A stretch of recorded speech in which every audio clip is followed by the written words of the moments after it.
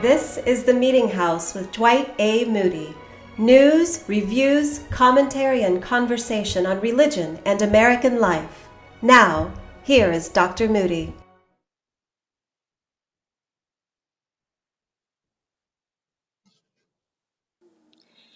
I think we're having some technical difficulties right now. It looks like Dr. Moody is frozen. Tom, can you still hear me? Okay, good. Um, well, let me try and figure out what he would like us to do. I'm so sorry about this. Oh, he's going to join us in just a second. How are you doing today, Tom? Well, how are you? I'm doing pretty well. Can't complain. Can't complain. Excited to hear what you guys have to say about these headlines. It seems like the past couple days have just been uh, overwhelming with religious news headlines. And maybe that is why Dwight has broken from tradition and gone from 5 news stories to 6. Is there any precedent for that? Yeah, he's done it a couple times, when there's something extra juicy going on, for lack of a better word. Um, Well, apparently that's the case this week. yeah, it's been kind of crazy here in the U.S. considering the various holidays we've got coming up, and then our Supreme Court decisions that are, or hearings, I guess it's called right now, isn't it? Yes, and they aren't decisions obviously, but all the experts are analyzing like what's implied in that question, and they're making predictions based on the direction of what the justices are saying during these hearings. There's so Wow. much public attention, though, especially on the abortion case, but not only on that case. There's also a lot of issues relating to religion that are on the docket this time. Is there one in particular that you are keeping an eye on? The abortion one, like so many other people, also what's allowed with respect to public funding going to religious schools. Mm. Yeah, they've been talking about that a bit here in Kentucky, as far as like how to, I think it's a voucher system, maybe. Sure. Uh, I say that I forget that we're all not in Kentucky sometimes on this show. We've got quite the spread of guests. Dwight just let me know that his laptop crashed, so let me see if he can get it back going. But what made me interested when you were talking about them trying to decipher the questions, I wonder how our connectedness, our ability to, be able to hear and see what's actually going on, well, not see, but hear what's going on in the court, changes how they do things versus when, they first started. That's a really good point. And what it brings to mind for me is the concern on the part of the Chief Justice, Roberts, Mm. about the court being seen as just another political entity, his concern about the court losing credibility, losing public standing. That kind of, uh, I feel like that's such a line for him to give, especially considering that he is more conservative and more leans towards the states' rights having more precedent.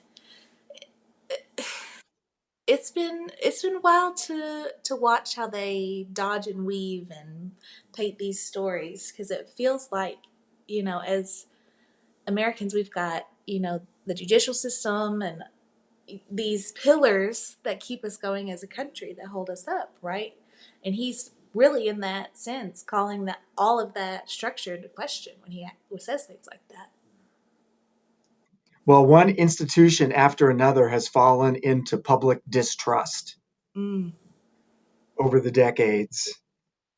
And so it's understandable why Roberts would be concerned. And he's the top person at the court. So that's another reason why he might be especially concerned about the public standing and credibility of that institution. It's probably his temperament too. According to the reports I read about yesterday, he was trying to carve out some space for a compromise around that Mississippi case in Roe v. Wade.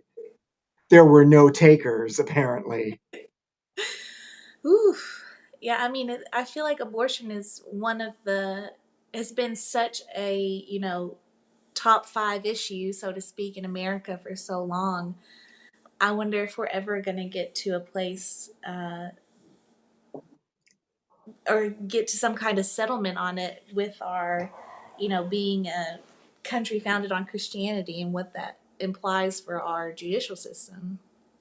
I think there could be, there's a pretty obvious solution to this impasse, but nobody wants to go for it. Neither side wants to give up certain things. I've been writing about that for years. Mm. But we might get into this with Dwight, but in certain ways, both sides of the political argument have benefited from the stalemated status quo. Mm. And if indeed that's about to change, there could be some really huge political swings and ramifications and huge political drama. We shall see. Right. So, what are we hearing about Dwight and the fate of his computer and ability to join this fascinating conversation? He has yet to respond to me. So, what today? We are actually not live on the radio. Oh, here he is. Can you hear us, Dr. Moody? We have the benefit of not being live on the radio today, so if you guys will bear with us while we vamp for about 20 seconds. All right. Can you hear us now? I can hear you loud and clear. I apologize. Too bad Dr. Moody is back. The two of us were having such a great conversation. Yeah, I'm sure you could carry on just fine without me, Tom and Alex.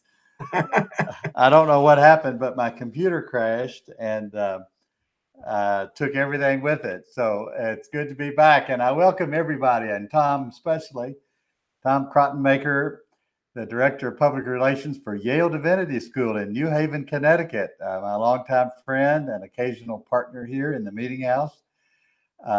Welcome back to the Meetinghouse, Tom.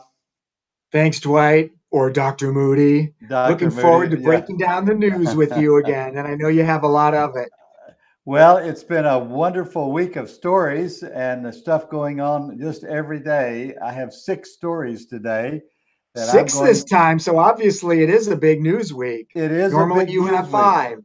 And several of these stories we could spend the whole time talking about. The news, of course, is always brought to us by my friends out in California, PerfectoCoffeeInc.com. I hope some of you sometime will order your coffee from Perfecto Coffee. I send a package of it to all of my guests. I'm going to send a package to Tom because I know he's a coffee drinker. I'm not much of a coffee drinker, but I do send this good coffee. And we want to thank the people of Perfecto Coffee for their interest in the Meetinghouse, for their support of the Meetinghouse, and for the coffee that they make and send all over the country. Let's take a listen to their advertising of Perfecto Coffee.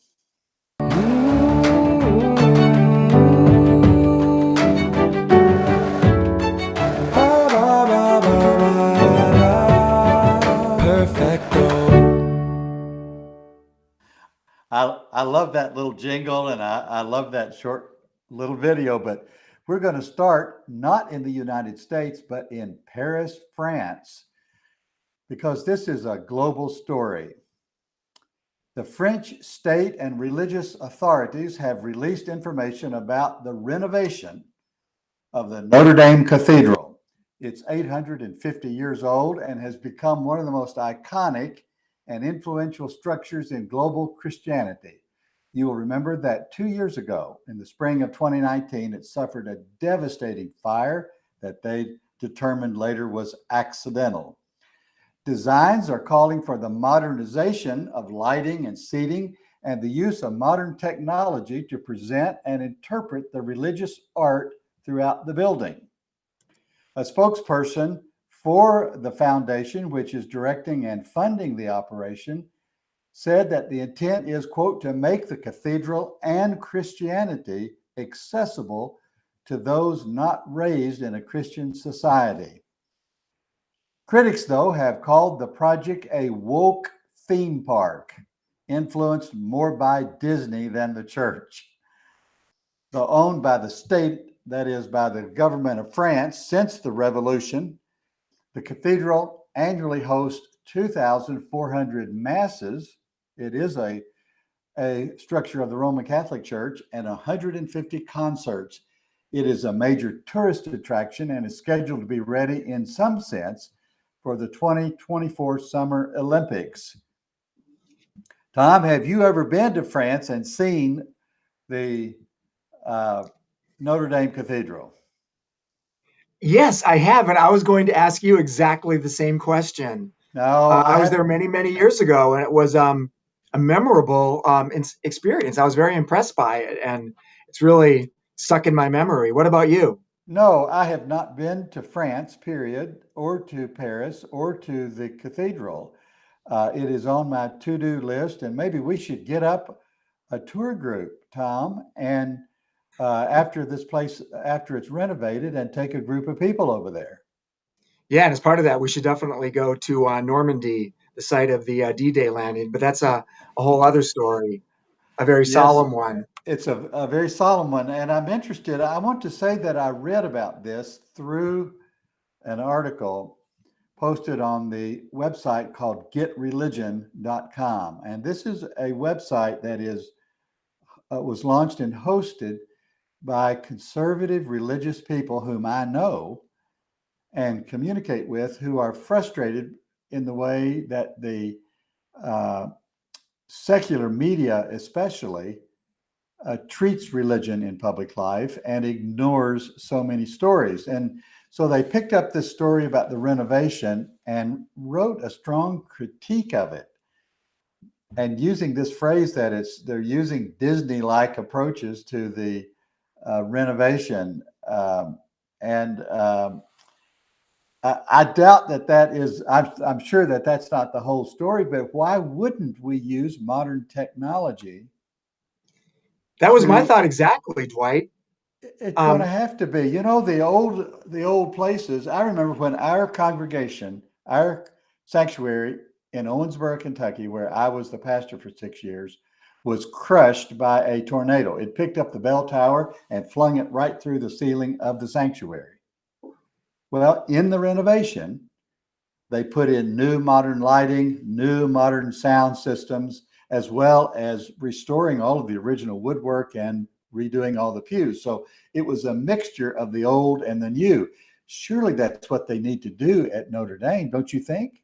I agree. It doesn't bother me at all if they're doing some things with the tech and the lighting and these other factors to try to make the cathedral and Christianity more accessible to those who are not steeped in the religion. I think And I love the idea of a wider swath of people visiting the cathedral, and having that experience and being moved by it.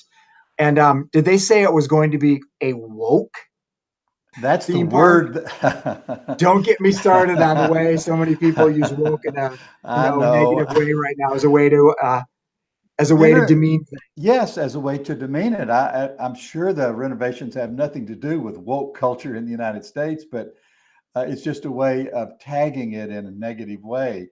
But Exactly.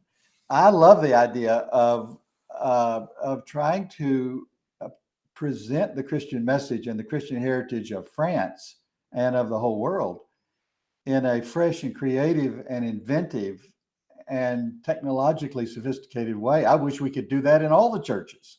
Yeah, and it's surprising that people in America who are concerned about religion would say this about Notre Dame. I mean, one of the things that's been great about American religion and part of its success has been its entrepreneurial spirit and its willingness to innovate and use technology and all of these things. And so it seems like a very misguided critique. I think I it's a mean, very maybe when misguided. we see that is too Disney, I Oh, we'll kind of say doubt it. it.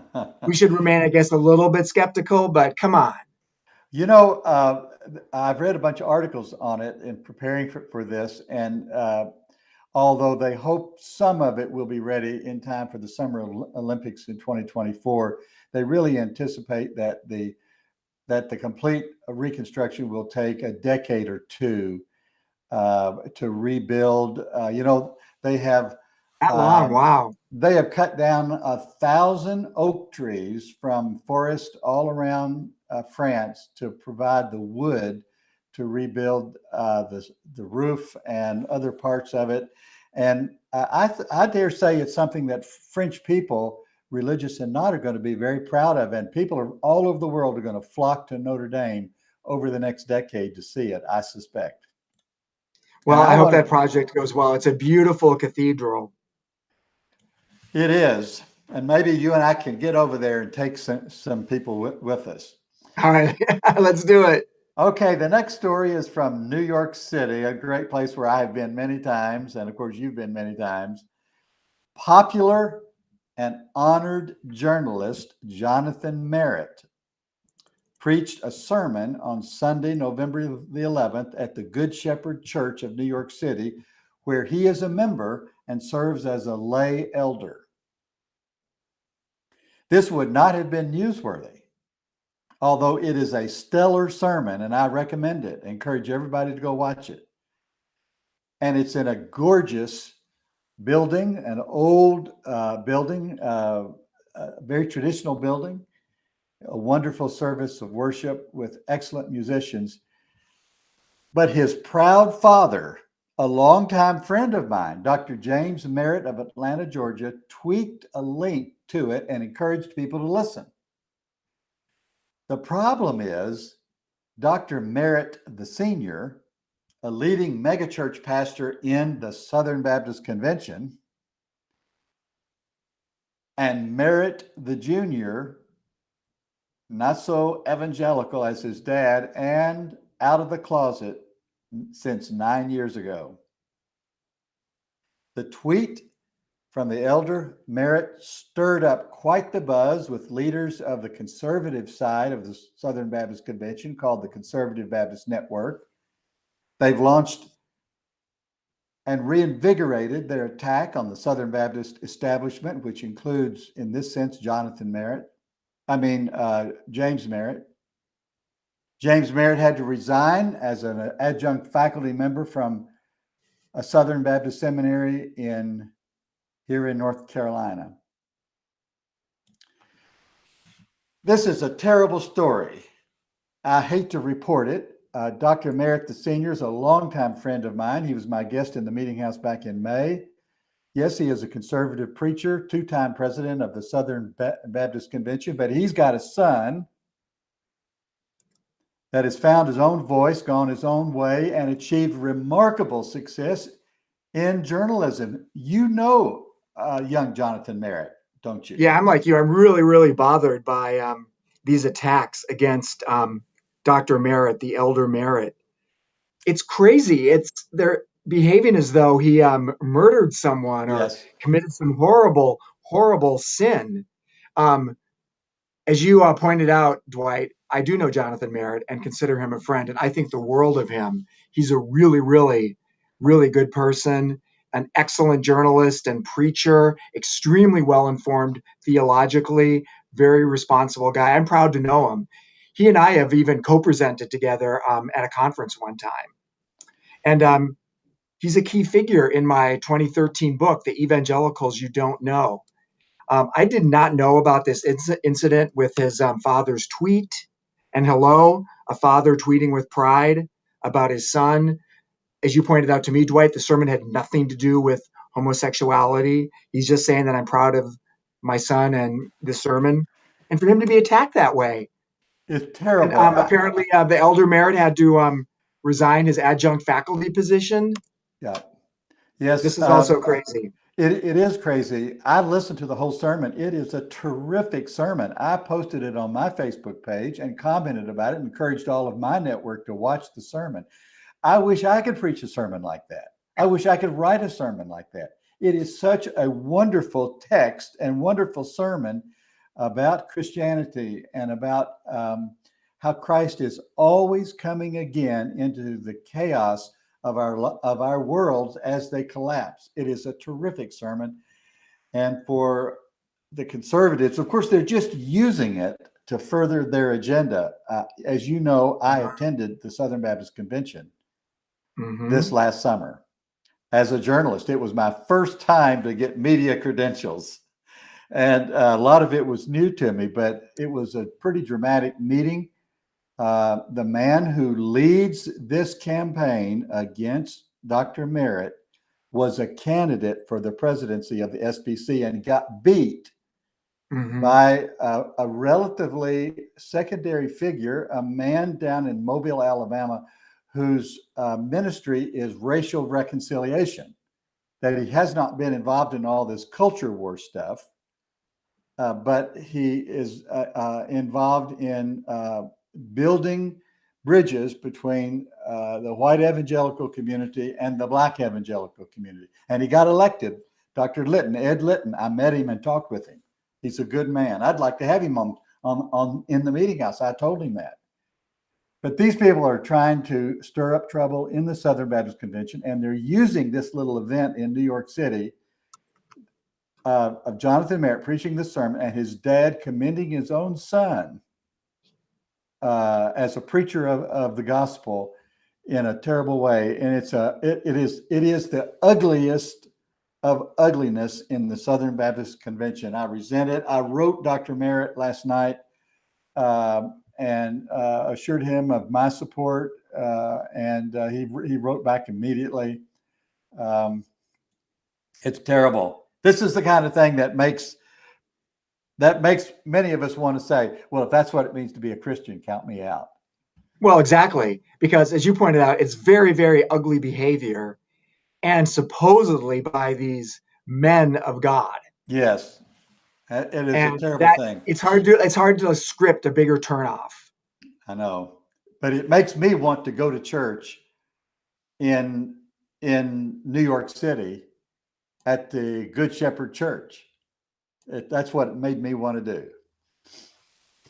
Yeah, that's a great point. Yeah, my next story is in Dallas, Texas. The founder and president of Daystar Television Network, the second largest Christian broadcasting network in the country, has died of COVID. He was 64 years old. Marcus D. Lamb had campaigned against the vaccine on air consistently. But when the virus hit home, infecting both himself and his wife, Joni, he was not strong enough to survive. Lamb used his Pentecostal faith and roots to grow his network, focused on the immediacy of God's action in our lives. He emphasized religious freedom against government action and was a member of the former President Trump's inner circle of spiritual advisors. Lamb and his broadcasting business received a $3.9 million PPP loan from the government, but had to return it when news broke just weeks later that he had purchased a private jet just after receiving the loan. Dwight, there are so many stories out there about big anti-vaccine campaigners succumbing to the virus. Yes. And, that's a big element in my most recent piece, which largely revolves around a minister and radio guy who I used to know and who once had me on his show, and who I regarded as kind of a free-thinking, kindred spirit, who in recent years went down various conspiracy rabbit holes, including COVID conspiracy rabbit holes, and then contracted the virus and died. So I want to ask you something that this story brings up. What is a discerning and compassionate way for us to relate to these stories about anti-vax campaigners who end up contracting the virus and dying? I mean, obviously, it's not a time to gloat, but what is a good way to relate to these kinds of stories? I don't know the answer to that. You can't gloat. In fact, I'm not even sure this would have been a story in the national news had he not been an anti-vax campaigner. Had he just been the CEO of a television network, this would not have made the news. But the fact that he had spent so much time debunking the vaccine, which technically may or may not have saved him.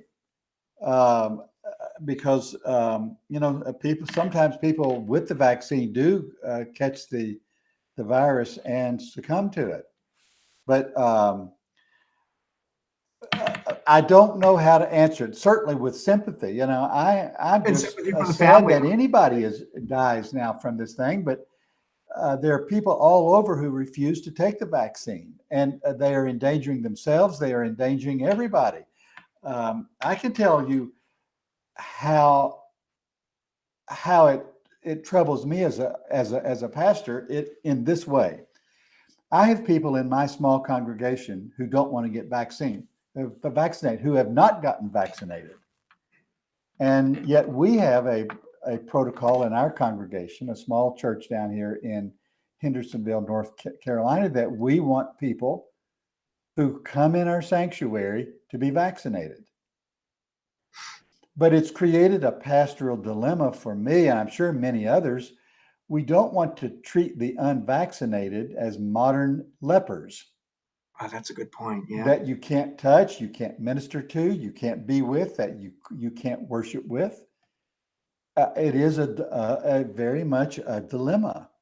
How to promote public health and safety in your congregation, and for the people in your congregation who are really at risk, how to protect them and support public health protocols, while at the same time keeping your pastoral arms around people and touching them with the grace and mercy and love of the Lord. This is a real pastoral dilemma, and I know you have a journalistic dilemma on it. It's clear to me that it's not a time to gloat, and there shouldn't be any like finger wagging or I told you so. Should never seem like it's something we celebrate. And we have to keep in mind the grieving family. Yes. What are they going through? And there's a pretty good chance with anybody like this figure that they have family members who were not anti-vax campaigners. And it's probably an incredibly painful thing for them. And so I think the way to be is compassionate, but at the same time, not excusing the behavior. It's especially tough when somebody uses their platform to try to persuade others to, I will say, be irresponsible about the vaccination. I agree with this. And this, of course, is what he has done. He has influenced millions of people on this issue. And I agree for him and his family and his whole business network, thousands of people. But it's just a little part of the much larger polarization of the country. And Right. it's very difficult to know how to build bridges with people who are on the other side of this divide. And speaking of divides, oh my. Yes. My next story from Washington, D.C. and the Supreme Court.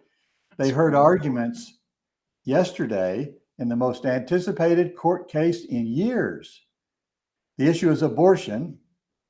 And although abortion is no longer at the top of the issues that are important to religious voters, it still holds potential to generate a seismic shift in American medical and legal norms. The case comes out of Mississippi, as we all know, where the state has enacted a ban on all abortions after the 15th week of pregnancy. This is a direct challenge to current law, which allows for abortions anytime prior to viability, which generally is considered about 24 weeks. The new conservative slant of the Supreme Court, with 3 Trump appointees, makes the overturning of Roe v. Wade possible, even probable. We won't know, of course, until next spring. It will be in the news until then, and after then, you and I both are going to be writing about it. Did you listen to any of the Supreme Court audio recording yesterday? No, I've relied on print accounts, as is my custom. It's amazing to think about this moment that we're at, Dwight. This abortion issue and Roe v. Wade have been like at the center of culture wars for half a century. Yeah. Almost half a century. Years. And now we're on the cusp of what you described as a seismic change. And that's really not an exaggeration. It looks more and more like the vision of a post-Roe world is going to be realized. It's going to go from theory to something very concrete. As I wrote in a piece a few months ago, I think that some anti-abortion crusaders might end up, well, how did I put it in the piece? They may, quote, rue the end of Roe. Yes, that's very, very clever. I agree And with we're talking you. about a backlash, and we're talking about all sorts of Pandora's boxes being opened up with respect to ever more extremist and alienating legislation that some people will feel that they have to pursue now, since the legal hurdles are cleared out of the way. Well, there's so many bad things about this situation. One of them is, of course, as you say, if the court rules next June to overturn Roe v. Wade or allow this law in Mississippi to stand and the law in Texas, which prevents abortions after 5 weeks, it won't be just a matter of a few weeks before other states completely outlaw abortion. And this is going to generate a tidal wave of political reaction that will influence the voting in the fall of 2022. And Yes, I think that's right. it's going to shake things up. But to me, the two most difficult things about this, and I want to articulate these as best I can. If these new 6 conservative judges overturn Roe v. Wade, it demonstrates that the court is not above politics, that it is just a small legislature, and all you have to do to change the law in America is vote on the presidential election and get 5 votes on the Supreme Court. Historically, the will of people at the ballot box has been expressed in the legislature where they pass laws, and the court has been above that. But now, clearly, the politicalization of the Supreme Court, as I think Sotomayor said yesterday in court, is going to tank the reputation of the court and make them all political hacks. You know, Amy Coney Barrett gave this speech in Kentucky back this fall saying, we are not just a bunch of political hacks. But if she leads the way to overturn Roe v. Wade, she will be a political hack. And Yeah, it sure, yes. Now it sure looks that way. And I there are a agree couple with that. striking things about this situation. As you alluded to, this focus on abortion on the part of certain political actors is out of sync with where the American public Yes. is, broadly speaking. Yes. And in a similar vein, the idea of virtually banning or maybe completely banning abortion is very much out of sync with where Americans are in terms Right. of opinion polling and what Americans want and what they find sensible and reasonable. And so it's power politics playing out on a very big stage and in an alarming way. It's interesting. When I was reading the accounts of yesterday's hearings, there was mention of Chief Justice Roberts, who's very concerned about the institutional well-being and credibility and standing of the court, was clearly trying to stake out some ground where there could be a compromise. There were no takers, apparently. No takers. And so the Supreme Court is going through something that's happened to so many institutions in the United States. It's becoming politicized, and it's also falling into distrust. One after another, some of the major institutions, maybe most of the major institutions in our culture, and you can start ticking them off: higher ed, the church, religion, Yes. politics, all falling into distrust and Yes. discredit. Yeah. And the Supreme Court is going through that process too. And then everything is just about politics and power. And that appears to be the direction that we see with the Supreme Court. And we haven't even talked about abortion right now and the very, very real and painful impact this is going to have on so many Americans if it's banned. That's a whole other conversation That's a coming out. whole other conversation, because I think what will happen in a place like Mississippi and Texas, if the Supreme Court gives them permission to restrict or eliminate abortions, what I think they will do is pass laws to criminalize crossing a state line to get an abortion. And so I they see. will try to prevent their residents leaving Mhm. Mississippi to go to Indiana or Illinois to get an abortion, and Texans from going to Colorado. They will criminalize that, and like the old slave posses, tracking down people who are leaving the state I in order see. to do something. But the It's very wider serious. issue, there's a couple of wider issues here that I do want to mention. The conservatives in America have lost almost every cultural battle over the last 50 years, beginning with integration all the way up to gay marriage. They've lost every single battle because the American people, including many, many Christian people, including myself, have moved in a more progressive, open, and liberal direction. In response, the conservative movement has looked to the courts to do what they could not do at the legislature, at the ballot box, in public opinion, at the university, at the cinema. They can't use any of these other vehicles for getting their way, which is the way of the minority, as you pointed out.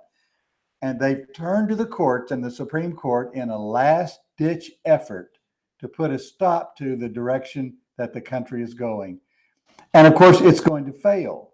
As you pointed out, 2/3 of the American people support abortion. 1/3 do not. And they're trying to use 6 people on the Supreme Court, where they do have a majority now, to override the momentum and the movement of the vast majority of the American people. And regardless of what the Supreme Court says, it's all going to fail. The Supreme Fail Court, in what sense, Dwight? it's going to fail. And because the Supreme Court is going to fail in their ability to stamp out abortion, it's going to erode our trust in the courts, as you've just said. I'm really interested in what you're saying about how it's going to fail. Could you elaborate on that? It's going to fail in what sense? Do you mean legislatively there will be protections? Well, I guess what I mean is not just on the issue of abortion, but in the whole range of issues in the culture wars about saying the Lord's Prayer in public schools and reading the Bible in public schools, which they outlawed in 1963, or integration itself, or what we do with gender and transgender, all of this, and public. The American public has just moved in a more open and accepting position on all of these things. I have myself as well. Well, And I think you're right. and the And court cannot stop this. I don't care what the Supreme Court says. They can't stop right. this And movement. when you have inexorable and like morally correct, morally just social movements, ultimately no amount of politics Yes, or legal wrangling or legal manipulation can stop what is inexorable and just and right. I agree with this. I But it agree can with be a this. very painful process before we get to that just place. And lots of years can be lost, and lots of people can suffer the consequences of the political kind of wrangling. But it's a very optimistic vision. And I'm on a good day, I share it that the arc ultimately is bending towards what is just. And Yes, it's a but way of coping with the things that progressives see in the news today that can be so upsetting and alarming. yes, but even if you set aside the issue of justice, Yeah. a part of this dynamic is the coloring of the American population, the internationalization of the American population, Hmm. the rise of Native American stories, Black stories, Latino stories, in the telling of the American story. You know, in New York City, just last week, they took down the statue of Thomas Jefferson out of City Hall because he was a slaveholder. That would have been hard to imagine just 5 years ago.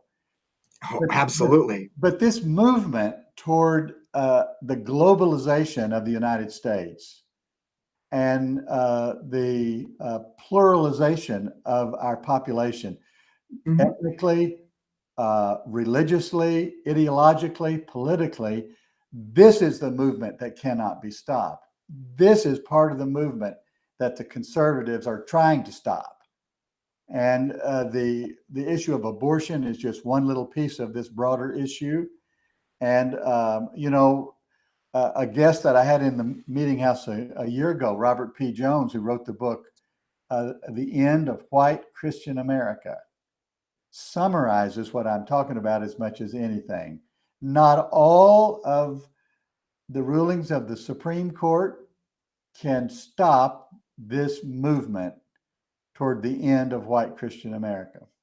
That's my point. Yeah, it's a really good point. And that is a very good and important book, which I also read and which I strongly endorse, as well as his follow-up book, White No Longer. Oh my gosh, the White No Longer. I mean, both of those books were just powerful in my life, and I hope to have Dr. Jones in the Meetinghouse again shortly. Well, we'll be talking more about abortion. I've got two more stories we need to cover here. From Indianapolis, the Lilly Endowment awarded grants ranging from $500,000 to $1 million to 84 seminaries and theological schools and organizations across our country and Canada under a program entitled Pathways for Tomorrow.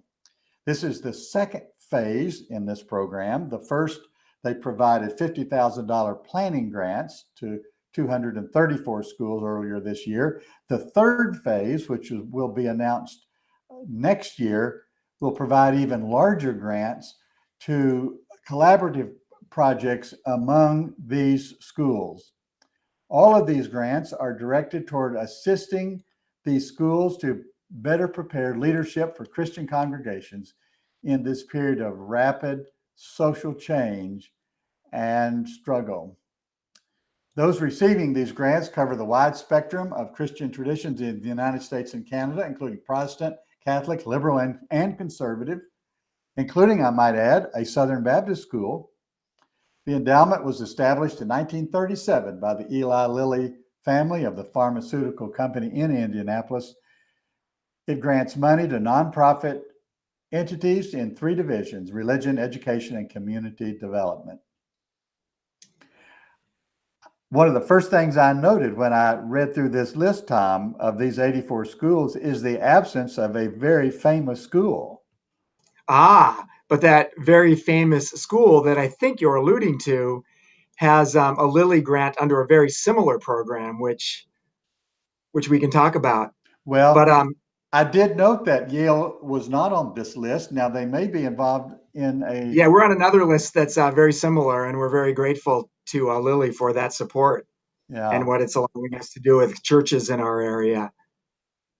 Well, but that is a fascinating and important story, Dwight, and I'm glad you included it in the half dozen stories this week. That's some really good work that Lilly is doing, and it's going to enable seminaries and divinity schools to do some good work. I think big picture, what it's about is helping these training grounds figure out the future, in this more secular time, and help prepare faith leaders who can operate effectively and faithfully in that context. And Lily's help is really important and welcome. I have a long history with Lilly that goes back to 2000.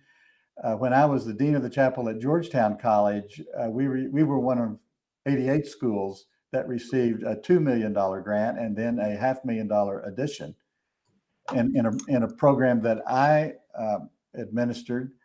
This got me connected to the Lilly Endowment on a very personal way. And then I'll tell you this story because at the end of that grant, 2008, I went up to the endowment and met with the then vice president and the program director of the religion division, Chris Goebel, who is now the vice president of religion, and asked them to fund the Meetinghouse.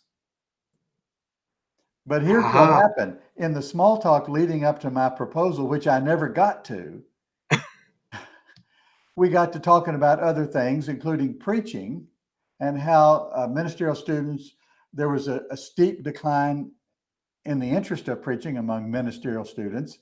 And I had some ideas about what to do about it. They got so interested in this, they said, well, we want to give you some money and let you address this.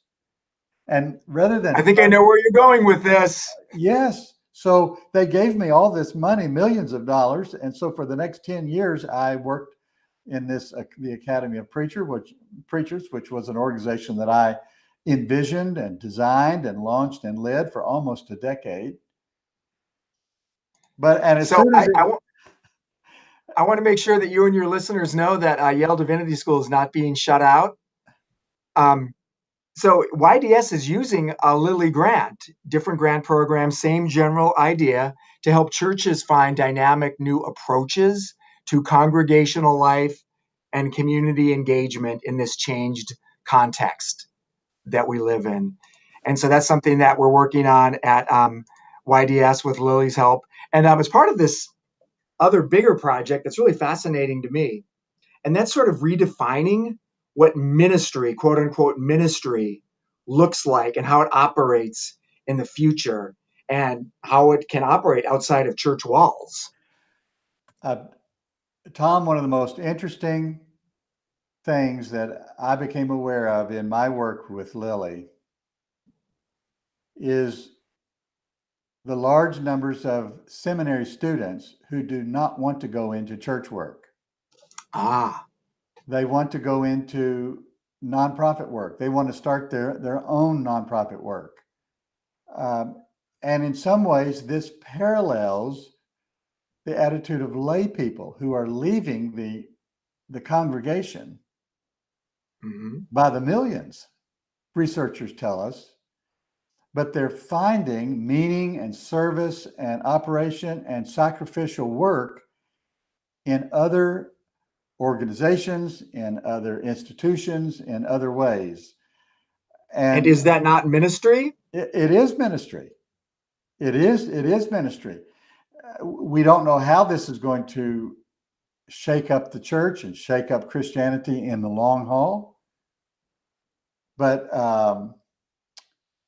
it's going to be interesting to watch. It's one of the most powerful dynamics touching on at least the Christian community in America. Well, I have a somewhat hopeful and optimistic take. I mean, it's clear that the institutional church is going through some huge challenges and that it is declining and the future looks very cloudy. But I'm confident that in some shape or form, the values of Jesus are going to go forward in this culture in the future. We just don't know what exactly it's going to look like institutionally and operationally. You know, I agree with you. And I will say that my work with the Academy of Preachers, in which we worked with young people 14 to 28 primarily, from Catholic, Orthodox, Protestant, Evangelical, Pentecostal traditions, gave me enormous hope for the institutional church. Oh, yeah?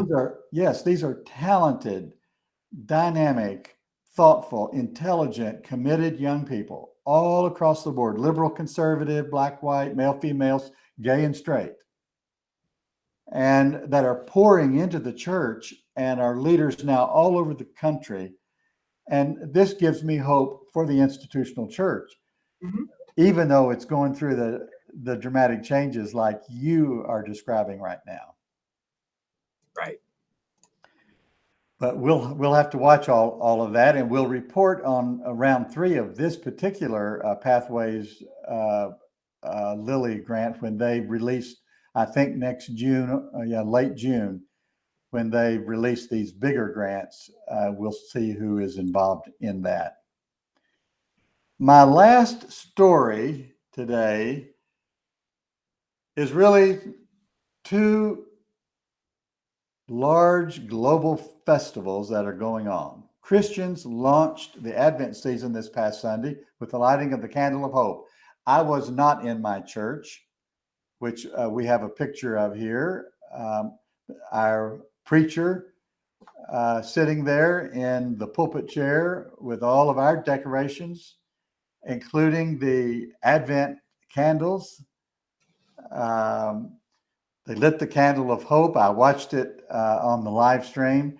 This 4-week period in the Christian calendar anticipates the birth of Jesus and the 14-day Christmas season, which begins on December the 24th. That was this past Sunday, the first Sunday of Advent. On Monday, Jews around the world began their annual Hanukkah celebration, also with the lighting of candles. This festival remembers the successful uprising of Jews led by the Maccabee brothers in the 2nd century BCE, that is before the Common Era. And they were revolting against the Greek rulers of Judea and Jerusalem and seeking to establish their own freedom. It's known as the Festival of Lights and ends next Monday, December the 6th. You know, as I was writing this summary, Tom, I had to confess to myself that I've never been to a Hanukkah service. Have you? No, I haven't been. I rebuked myself for this. I'm 71 years old. I have lived in Jewish cultures. I have taught about Judaism, including the Festival of Lights. So here I am reporting on it again. I've never been to a Hanukkah service. All right. Well, you have plenty of years left, not as many as you used to have, but there's time. There's time to address that situation. Well, when I saw that you were going to include this as your 6th story, I was tempted to say Merry Christmas to you, but is it too soon? It's only December 2nd. Like, when is the cutoff? Well, when you can start saying Merry Christmas to your Christian friends. There's a sense in which Merry Christmas is appropriate any time of year. And now with people putting up their decorations around right after Halloween, it's hard to postpone it. And in a church like ours that follows the lectionary, there is a kind of a rule that you don't sing the Christmas songs until after Advent. You sing Advent songs. All right. And you don't sing songs about the birth of Jesus and joy to the world and oh, little town of Bethlehem and away in a manger. You don't sing those until Christmas Eve. Well, I frankly don't like that. The Christmas songs are such great songs. We know them by heart. I want to sing them more than just for 2 weeks. I don't know whether All right. Well, you're dodging my question. You said that it's never inappropriate to say Merry Christmas, but I mean, you would think it was weird if I said it to you in July. And so we need a firm pastoral decision right now from somebody with your theological knowledge and training. You have to draw the line. When is it okay to say Merry Christmas to your Christian friends? You can do it all through the month of December. Okay. So that's the cutoff, December. Yeah. All right. But I will say this, many churches have now a campaign in July called Christmas in July. And they raise money and gather goods in July for especially their overseas ministries. Mm-hmm. So they can provide goods and gifts and have time for them to be collected and be transported and be presented by the actual Christmas. So there is a tradition of Christmas in July already in many Christmas churches and many Christian churches. And I don't know, maybe they say Merry Christmas in July. Maybe, I don't know. Maybe one. All right. Why buy that? And then here's the other thing you got me wondering about, if I can ask you another question. Sure. Do you think the war on Christmas thing is going to flare up again? Is that starting to die out? I mean, you and I would agree that the war on Christmas is not a real thing. It's kind of trumped up to get people agitated and to provide grist for the mills of the culture war. I'd like to think that it's becoming passé and that people aren't really grinding away at that axe anymore, but I don't know. I think, first of all, it's stupid. And yes, it is wrong. And third, it is just a gimmick to try to gin up some conservative Christian activity. I hope it doesn't come up. I ignore it all the time, anytime I hear it or see it.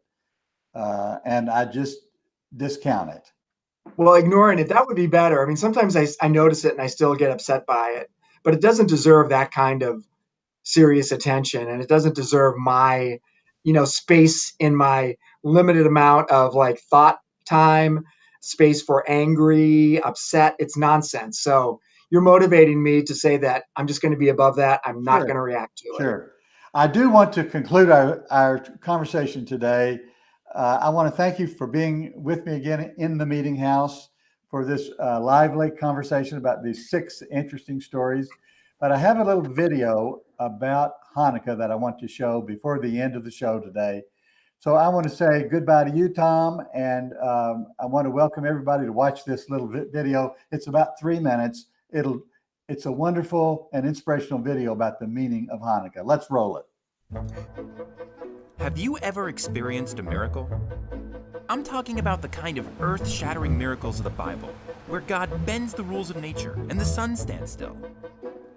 A staff turns into a snake, or a donkey starts talking.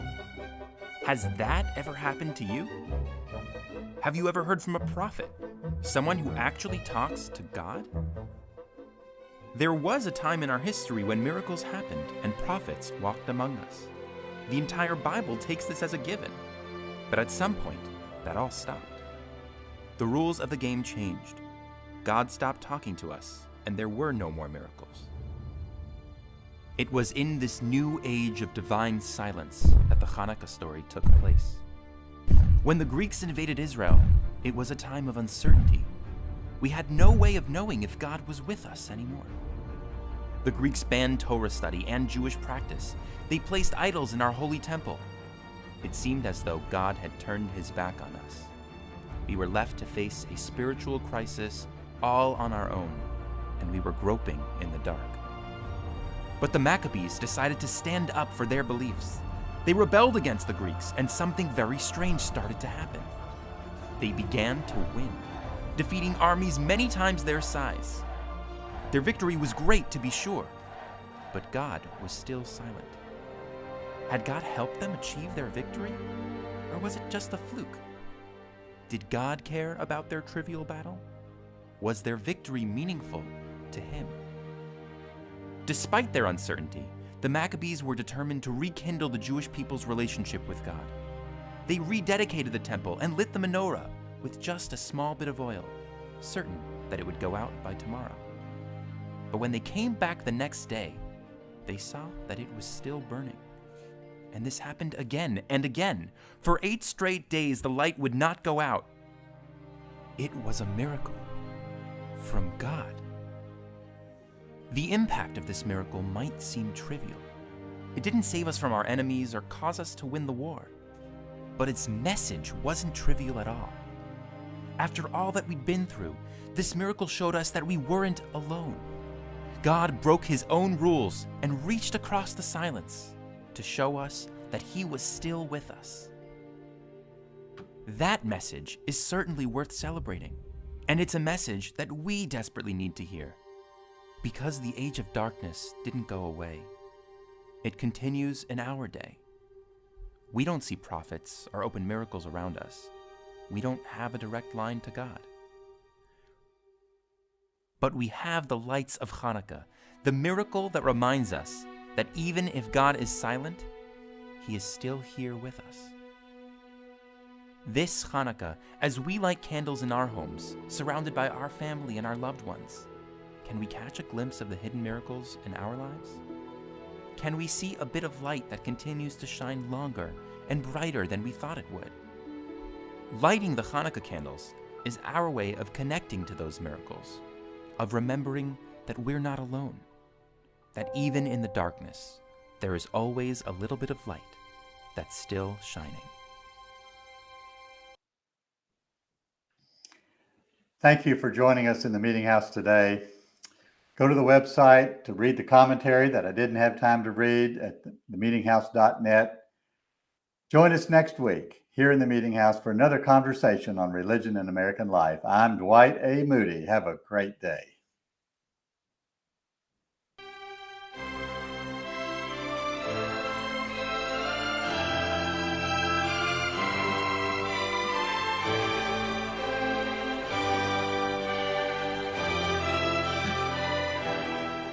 You have been in the Meeting House with host Dwight A. Moody. Thank you for watching or listening today. Visit our website at themeetinghouse.net for more news, reviews,